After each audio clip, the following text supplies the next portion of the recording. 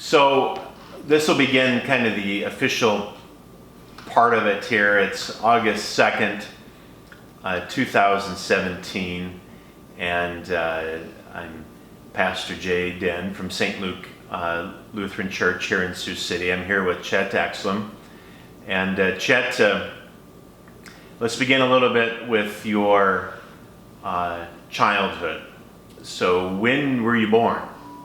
I was born 1st of September 1920. I'm really an old guy. So you're about, in a month you'll turn 97. A month I'll turn 97. Sure. So where were you born? In Sioux City. Listen, I've been through a Great Depression. I've been through a World War and a Man on the Moon. So I've been through the whole gauntlet. Sure. So you went to school in Sioux City then, grade school. Yeah. Yeah. Which schools do you remember? Longfellow School, Washington School, Whittier School.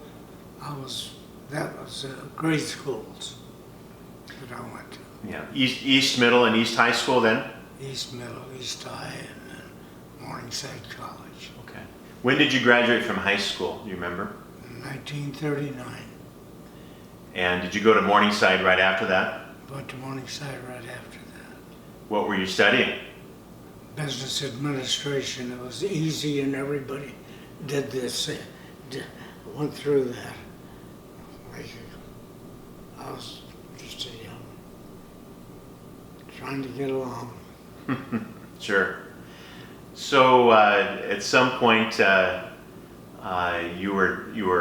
went into the military. Is that right? Yes.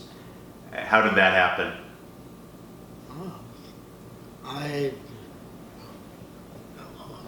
everybody else, we all registered for the draft, and let's see. Now I can't remember some of this stuff. In 1942, I was drafted down to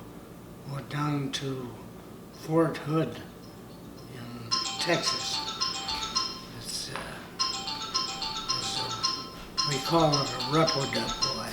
Everybody was just from all the parts of this country went down there. And I don't know, they sorted us out.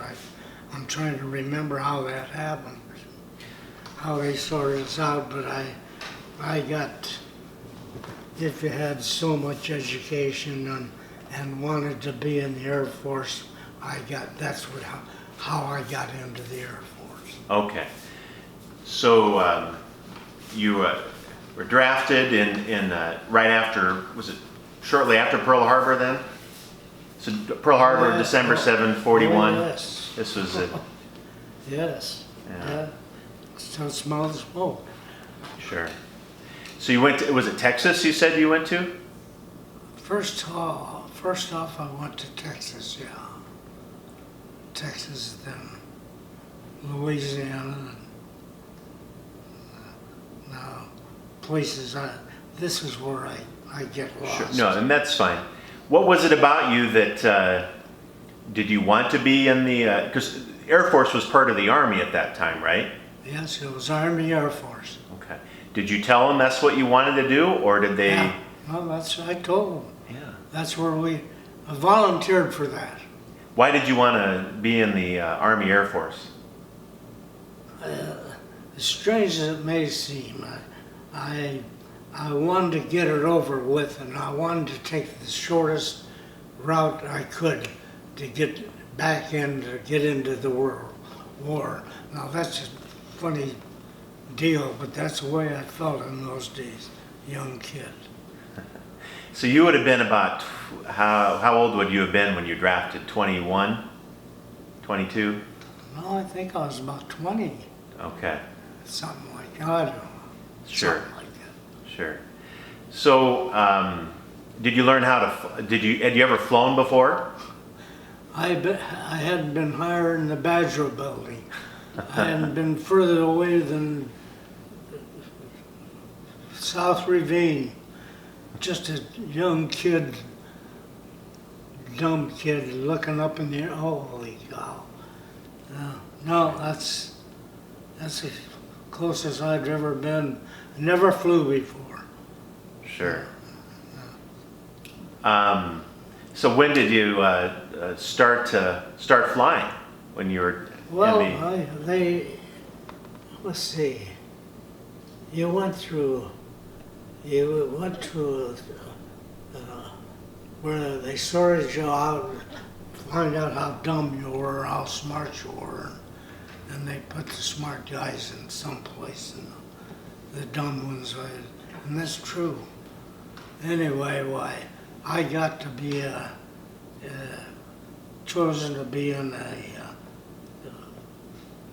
and this is where that deal came in, where I chose this Bombardier Navigator business because that was the shortest course. The pilot training was longer and navigational training was a lot longer. So I said, I want to get it going. I went to Bombardier Navigation School. Went down to Texas, and then where the heck did I go after that? I went down to Shreveport.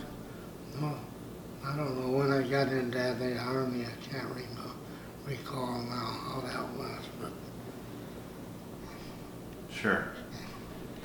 What the Bombardier Navigator School?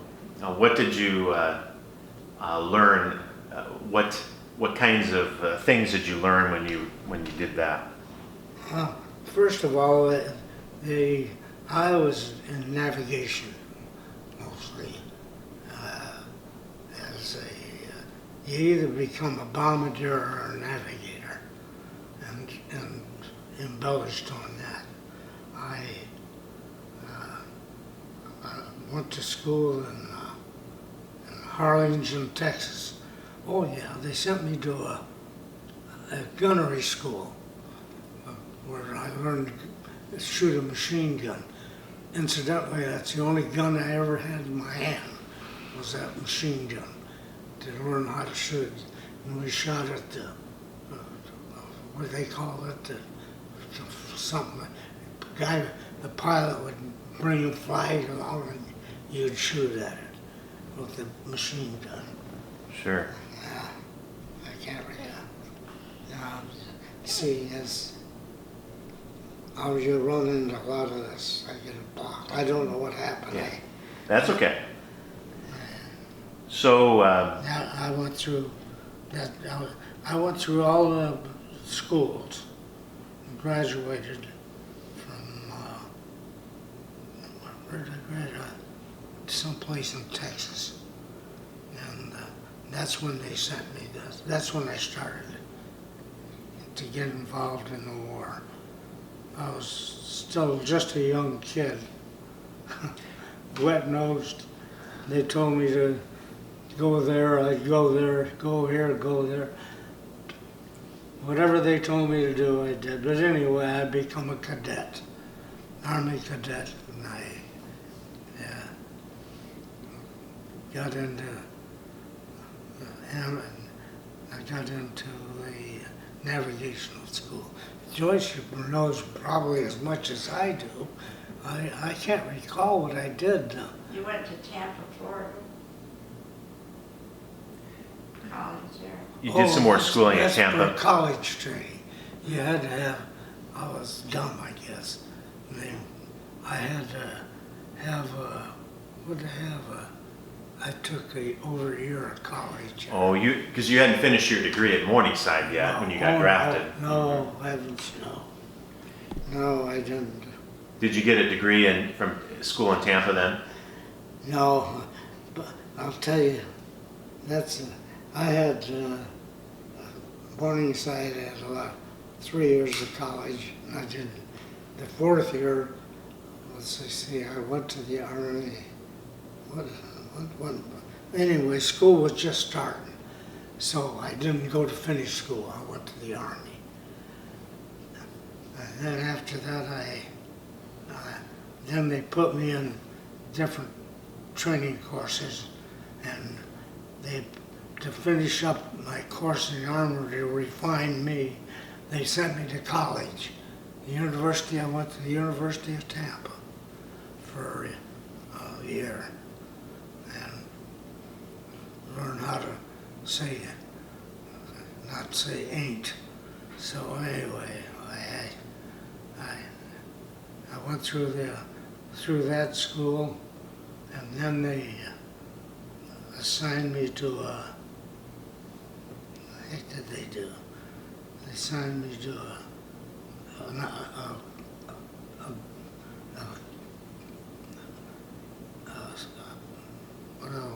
what do I want to say? 6 of us anyway. They signed me to a radio operator. 6 of us were on the ship. Radio operator, a gunner, 2 gunners, mechanic, pilot, co-pilot, and me. You being the navigator. Yeah. Okay. And what kind of plane are we talking about then? A B-26. They called it the Flying Prostitute. It was built so that it wasn't supposed to fly. It had short wingspan. It was really hot. In those days, they landed the plane, I think, about 150 miles an hour and took off that. And that was really a hot plane. So, did your crew, did you have one of those, some planes, they had the paintings of the name, you had the name of your plane, and yeah, what was yours? called Ishtawawa. That's an Indian name. I come from Iowa, and I'm supposed to be an Indian, so that's the plane we got. That was our plane, Ishtawawa. Huh. So you were set. So what base was it that you got your crew was put together and went to Europe? We went to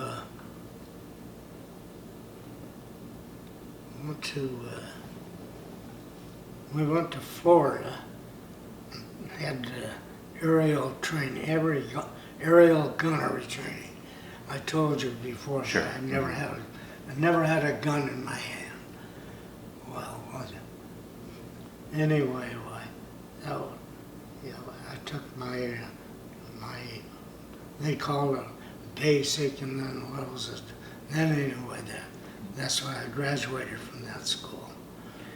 And I just graduated from the school, and that's when the war broke out. Okay.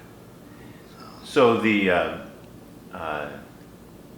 where would you be in the plane when, as a navigator? There was, let's see, sitting in the front, there was a pilot and a co-pilot and a navigator, a bombardier and a navigator. There were 6 of us sat in the front of this plane. So I sat in between the bombardier and I can't recall all that one. But that's where it was. 6 of us sat in front of that little plane. So go ahead. B-26. And that design of that, I don't remember what the design is. Was there a tail gunner as well? Yeah, okay. There's a tail gunner, little Jewish boy. He was funny. So would he be the 7th member of the crew, or is that Not the 6th. Oh, the 6th was in the back then. Yeah, Okay. he was in the back there. Okay. So as a navigator, what are you looking at to chart a course for a mission? Well, I was when I was a young man going to school and learning math. Yeah, you remember the time, rate, and distance, and that was the big thing in navigation. You had so much time, and you were given a watch and all that baloney. Yeah, I had to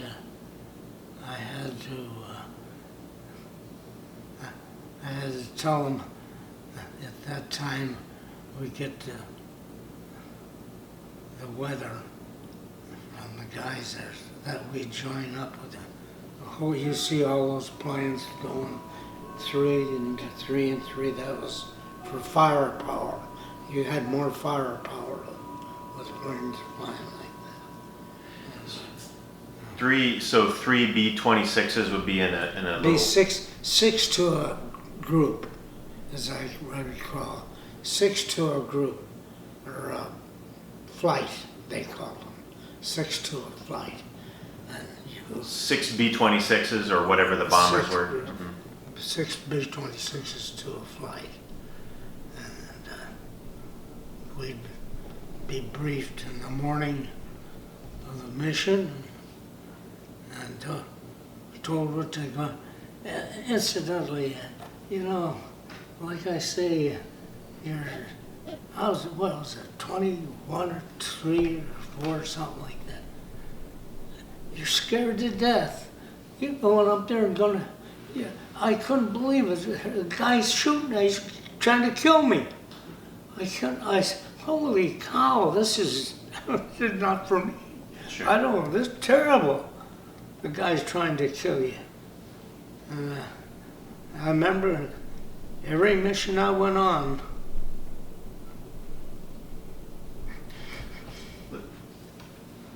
Where were you, where was your base in Europe? I was in Cambrai, France. And we flew missions. We were the B-26. We could only fly 6 hours. We could only fly 3 hours out and three back.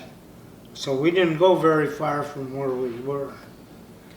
So was this after you were based, your air base was in France? Yeah, our Was base this- was in France. And then as the war moved on, I moved up to Holland. And that's where Yeah. I was in Holland. Yeah. Was that after D-Day then? No, this is. So there was an air base? Yeah, Okay, this is after the D-Day. sure. I never forget all those ships. Oh, Yeah. When did you first go to, did you were you in Europe before D-Day? Or was it after? well, when we flew over, at that time they needed planes over there, so we got into they needed B-26s, medium size bomber, no jets in those days. They sent us a pilot, me and a navigator and 2 enlisted men. I forget what they were. Went with a B-17 crew. Flew on a 17 to get to the war. They sent us over we flew over on a B-17. And the other guys, and we went what they call the southern route, going down South America and up. And then our pilot and co-pilot and engineer flew the northern route. They didn't they were passengers on these planes. They got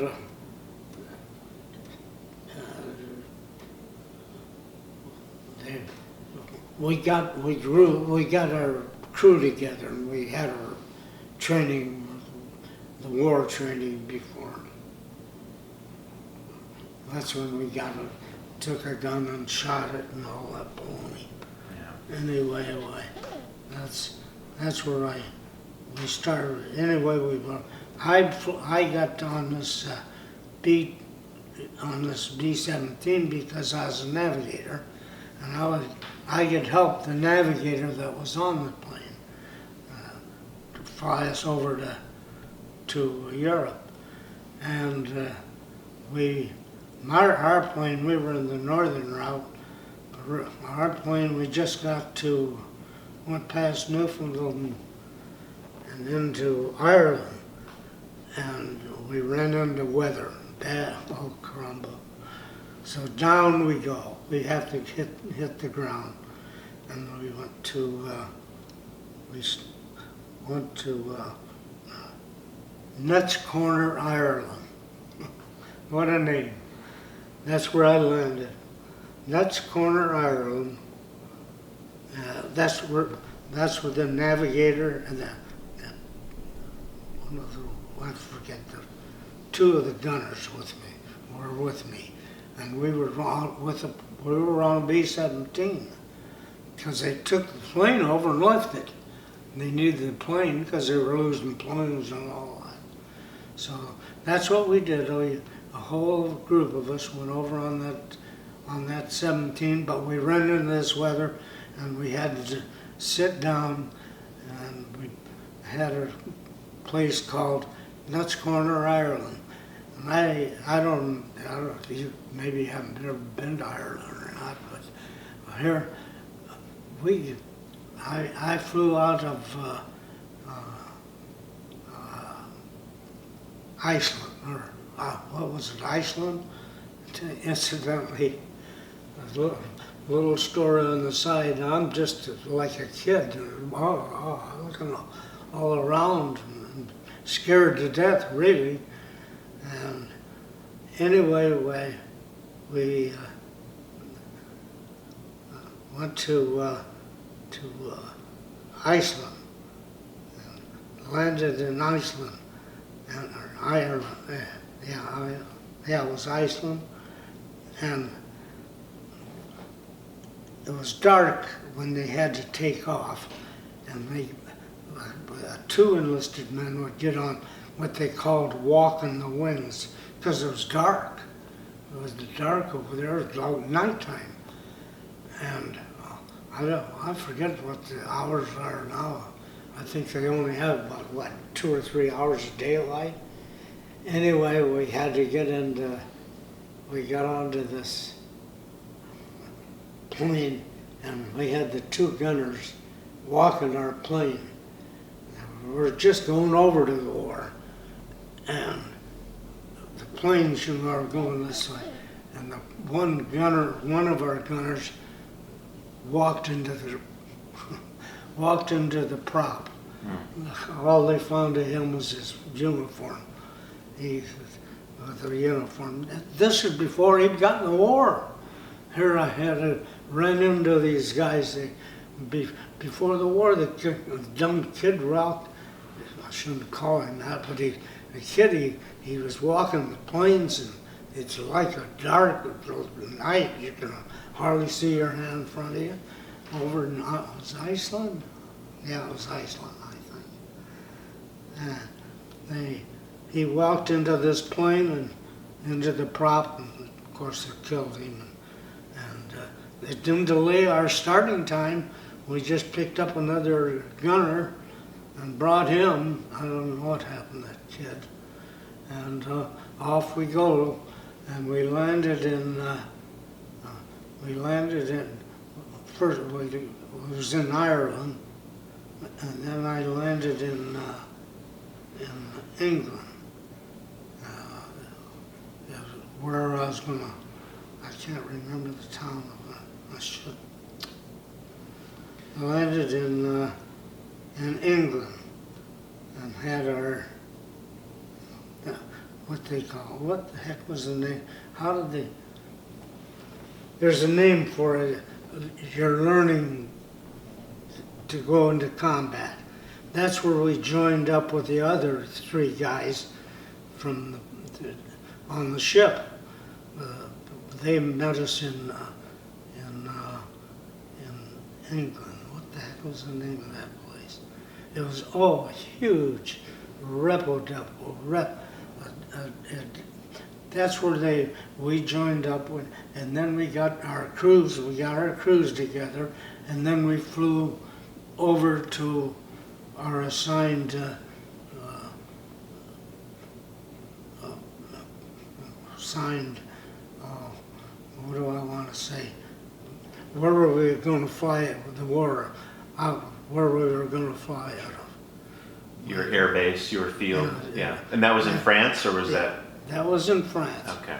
Did you see, were you in England when D-Day happened? I was trying to remember as I was thinking of that.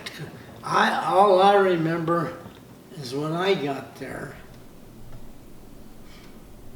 I was in England, and all I could see was boats and ships and planes, airplanes flying here and there over this place where they went in D-Day.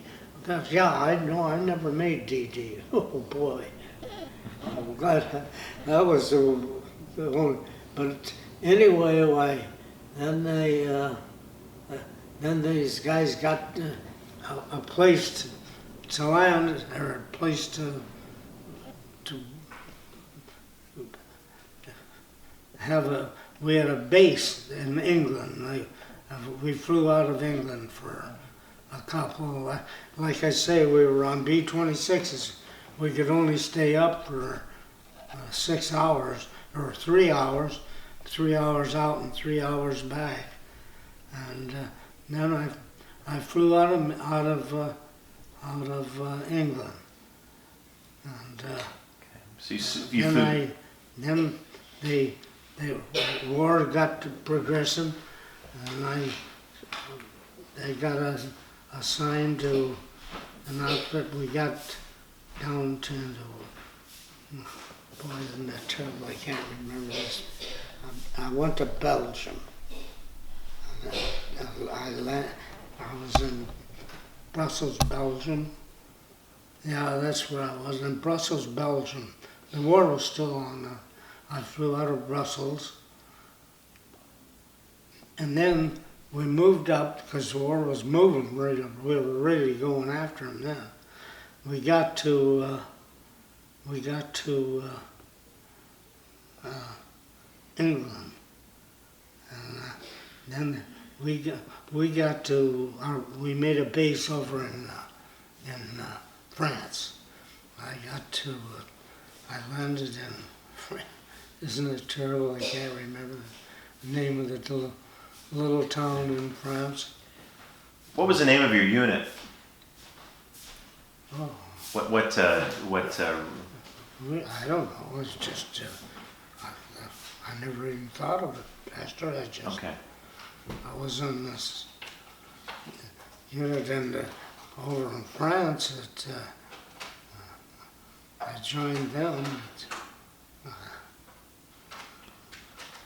Now, all of us, there were 6 of us, were all together, all the time. And then I got over to France, and or Belgium. I was in.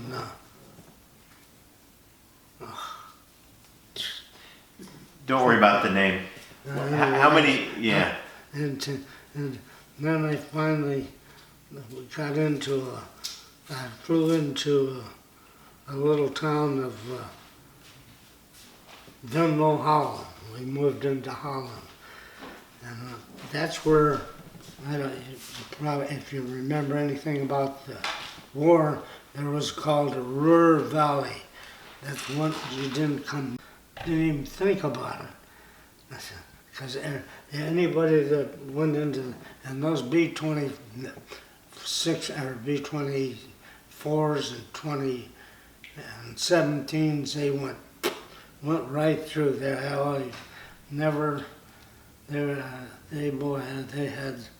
They had a lot of guts, those guys. Anyway, they flew right out of England there, and then I got to a town called Venlo, Holland, and there was a bomb line.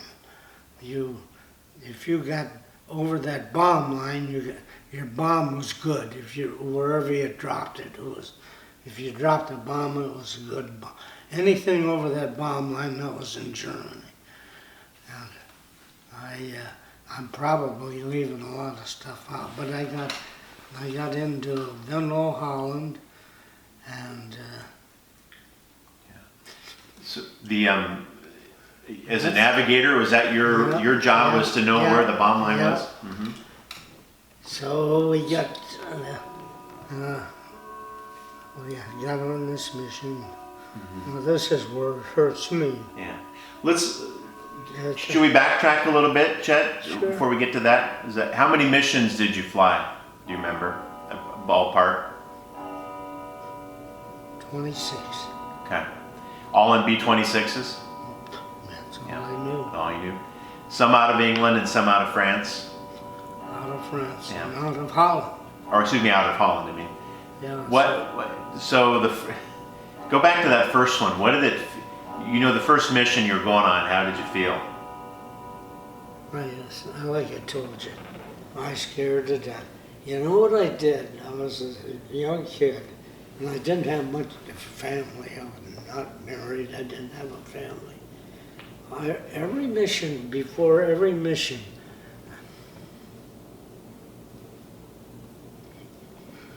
I wrote to my mother. Even if it was a note, I figured, well, if I go down, at least she's got a letter to read while I'm gone, because the mail wasn't very, you never got a letter. Sometimes you never ever got them. So it was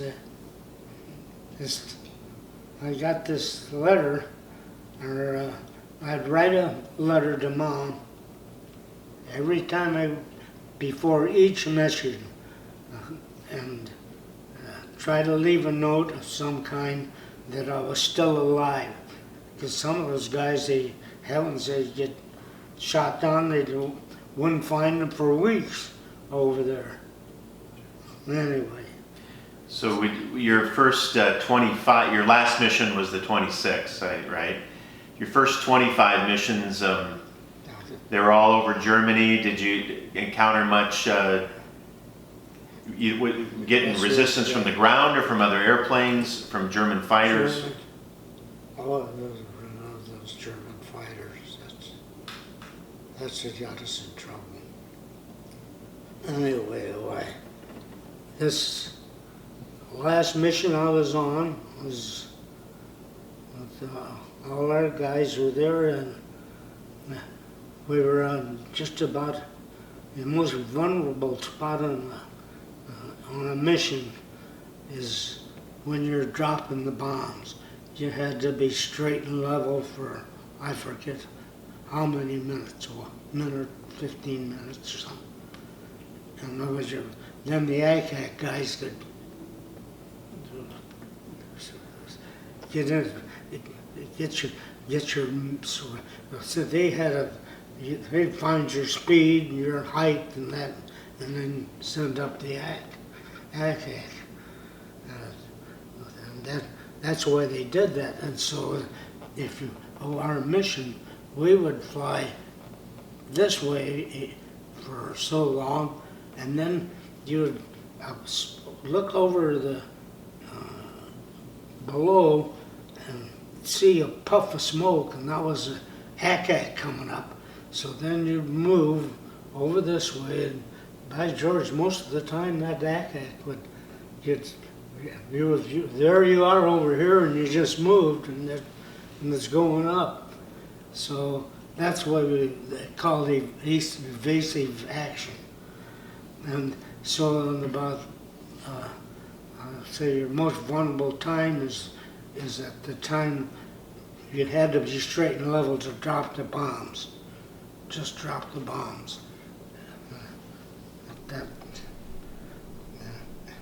And I say you get, and toward the end of the war, the Germans were running out of ammunition. They're running out of stuff. Heavens, they even set up railroad, pieces of railroad up in those. We never had that, but we had the little ones. My co-pilot got hit with a piece of flak that big by his thumb, right through the top of his head, through the helmet and everything else.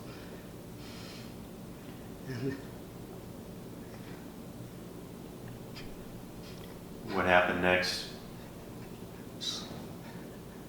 I could never figure out. I'm sitting here, Bill, nice young guy. And the radio operator's behind us. The radio operator got shot. It went through this cheek, come out this cheek, never hurt his tongue, never hurt anything.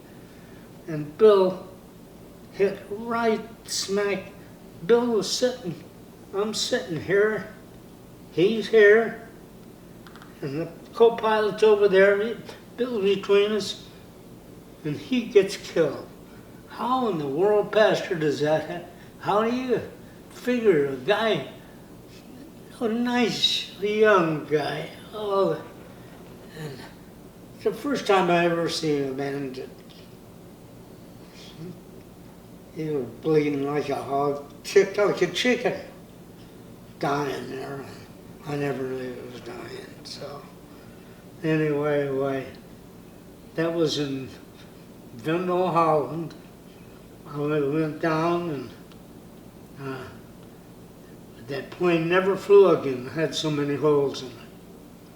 That plane never got off the ground again. So Bill was the co-pilot. Yeah, he was a co-pilot. Was he the only one hit, or? Yeah, he was the only one killed in that missing on that deal. And Mike, no, that wasn't Mike. Who was it? Which one got? Oh, yeah, Charlie. Charlie got the flak through the cheek. And they said sometimes that happens to guys, they got that machine gun in front of them, and they're firing your mouth open, you never know. Anyway, Pastor, that's my story, and I can't get away from it. I don't like to talk about it, and I'm not going to anymore. I've been free of it for quite a while, and I felt pretty good, and all of a sudden, there during the war, after the war, I drank quite a little. I was drinking too much. I drank a little, and I'll tell you one thing, Pastor.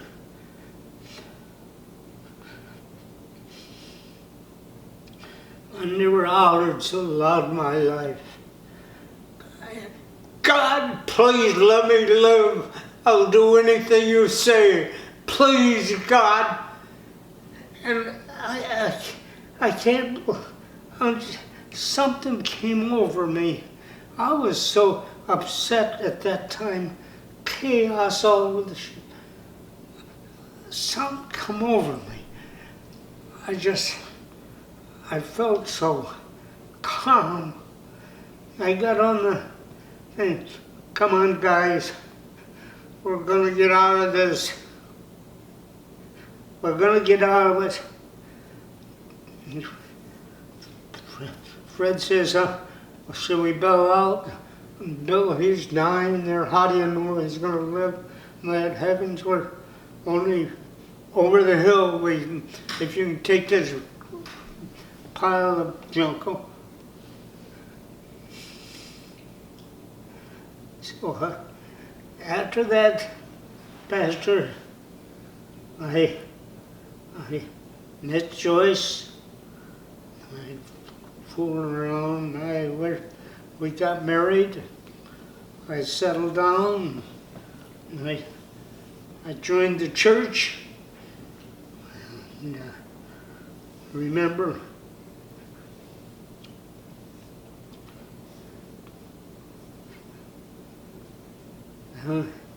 Now I become what did I do? As the head of the church. What did Council. You were the head of the president of the council. I was a council. I was the head of the council. Yeah. So After the you church. lived a life, a good life after that. Well, Okay. I remember all this stuff and all that. Yeah. And I swear I'm not going through this again. Sure. Can I ask one more? Sure. A little more. I won't go back to that. But so you landed, and We crashed it. yeah. So where? So you didn't make it back to your base. No, we didn't get back to base. We got landed in Holland. We were they were still fighting the war, and there were tents. The guys lived in these tents, and we got landed in. What was that? We landed in just outside of Venlo. It was a little airfield there. We got down in the airfield. I can remember we shot the flares out, and here come as soon as we got on the ground, the ambulances were there to take Bill into town. Fred went with Bill, and I went with all the tail gunner in there, and we were debriefed right there. And before it was the longest night I ever spent. I was sleeping on a cot. Was a cot. What are they? Well, after that mission, we never flew that plane again. Never even. We couldn't. It was so full of holes. When we got hit, everything just shook.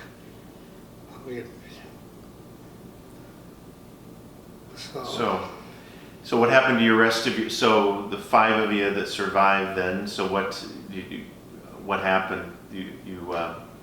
You did this debriefing and then. The war ended and everybody went their way. Bill, what was the Jewish boy came when we were? Oh, yeah, he was related to the Robinsons in Sioux City. Jewish boy came and wanted to talk to us, and we went out to dinner that night, and let's see whatever happened to Chris. He came through there. Chris was another. That's him. He was a pilot. Boy, thank God for him. He was a great big quiet. I mean, he doesn't say much. And I was a noisy kid. Do you remember their last names? But has that been too long ago? Your other crew people. Fred Christ. Okay, Fred Christ, and what was he? He was a pilot. Okay. Bill Joyce. He's the one that died. He was the one that was killed. Bill Joyce. Do you remember where he was from? He was from New York. His sister was a model. His sister was a model, and after the war, I'll take back. I flew by. You flew back. I took a boat back anyway. Didn't I? Anyway, I come back and by George, I'm going to go see Bill's, because his mother, letters I got, I still got those letters. His letters, his mother, the only boy, and he didn't have a dad. I don't really know what happened. I didn't know much about their families, but Bill had the dad, and she, such letters. My boy was only so. he's dead, please. I said, I can't remember her name. I said, as soon as I land, I'll, off the boat, I'll go right to your place and look it up. And as soon as I landed and got organized a little bit, and, I took the subway. Can you imagine a kid from Iowa on a thing that he'd never ever seen in his life on a subway, not knowing where I was or how to get there or even how to pay to get on there. Those thing they go through, this, that and the other. Anyway, I spent almost a whole day looking her up. And now I'm in New York City by myself. Don't know where I'm going. Nobody comes to the door. I have no idea what to do. What am I going to do? I'm not going to sit here all night, a cat.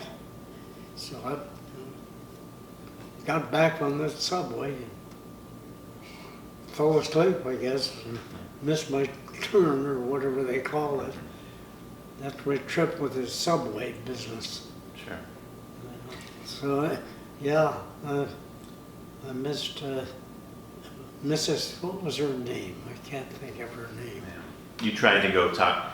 She'd written you letters, so you tried to go talk to her. Well, I told her I was there at this time, and she was somewhere else. So I sure couldn't look her up. I didn't know any transportation. I couldn't look her up at all. And we wrote a couple of back and forth, but what can you say? Sure. Her boy was killed, and you were sitting next to him. So, well. I just want to get the names of the other, so just to make sure, the crew. So we had Bill and the Chris. What was his name? Bill, Chris. Ed Ely, E-L-Y. Where was he from? Where's he from? He was from out east somewhere. Yeah. Bill, did you meet Ed? No, but I used to write. Did you ever meet He Ed? wrote to all of them. Okay. I don't Okay. remember. So you've got all the names and addresses written down somewhere. Okay. Tell me. Let's go back to. I know before you came back home from Europe, you were at Nuremberg, the war trials. Yeah. So I want to tell about that. How did you get to witness that? Well, like I say, that Germany at that time was all rubble, and we had a bunch of us guys that had been in the war and flew over those places. We were just waiting to go home. There was nothing for him to do, and the guy come through in a big truck. And he said, "Anybody want to go to the trials?" And yeah, heavens, let's go. We don't have nothing to do. So I'd say, what do they call those things? Big trucks anyway. They haul about a dozen guys. So I go to, I'm at Kitchington. It's a little town outside of Nuremberg called Kitchington. I was based there. I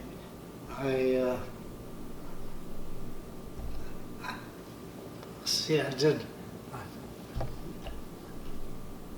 Anyway, I got to Kitchington, and they signed us. See, this was interesting.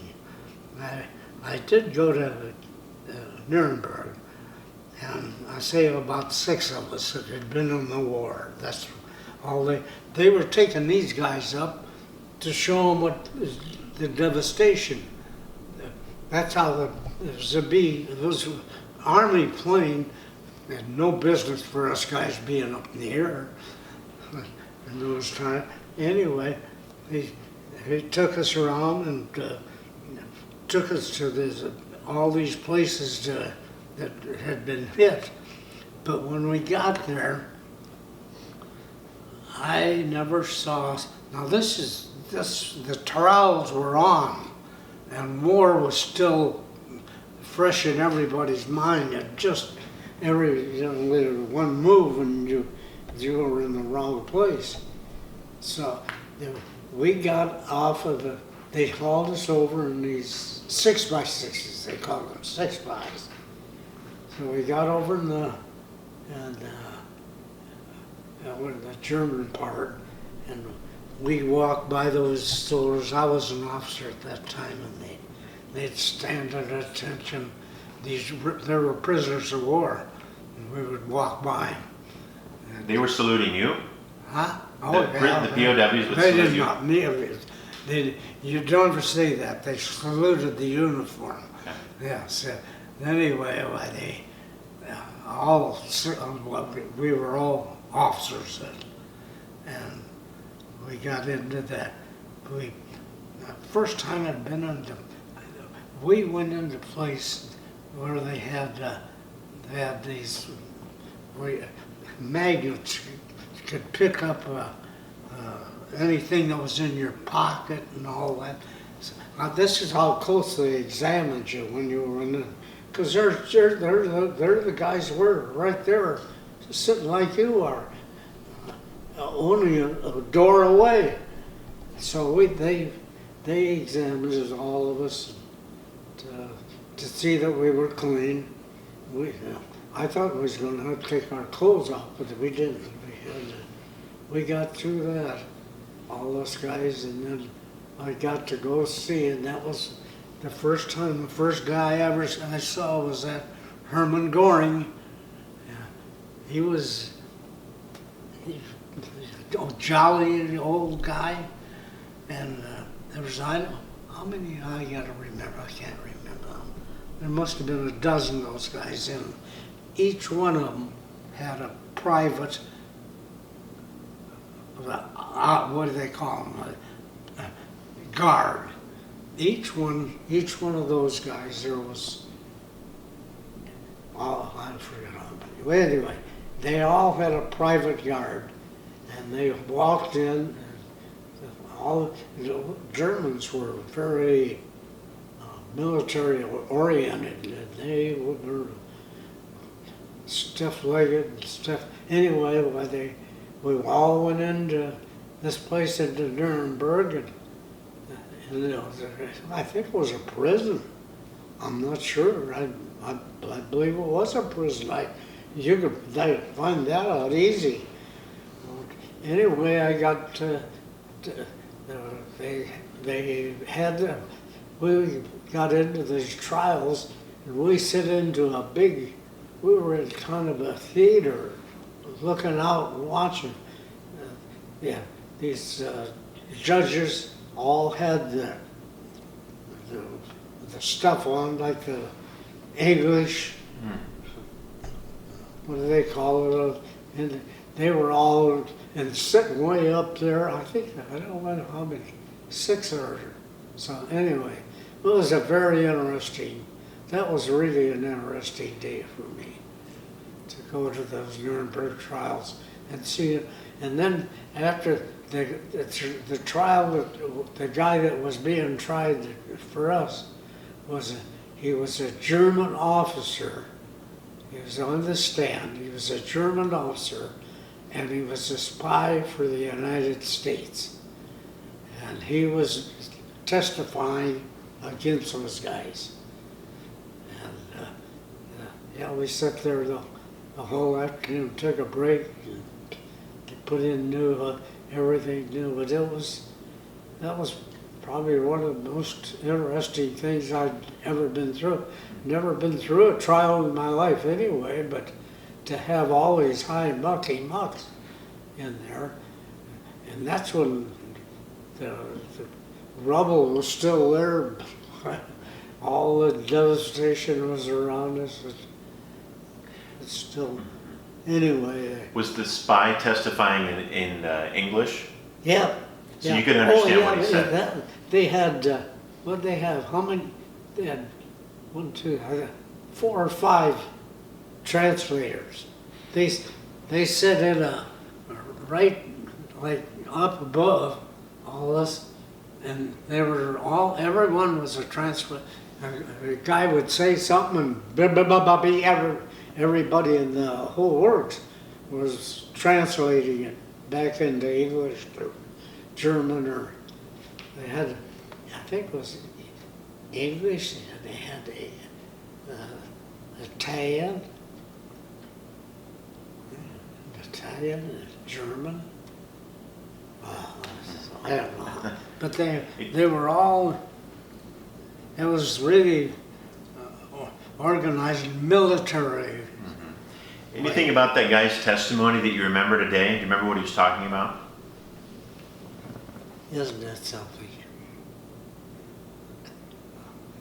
I should have, at that time, I was awestruck where I was and what I was doing and the history that was being made, and I was in the middle of it. That's all I could think of. These guys, here they are. I've read about them in the paper and all, and here they are. They're sitting right there in front of me. I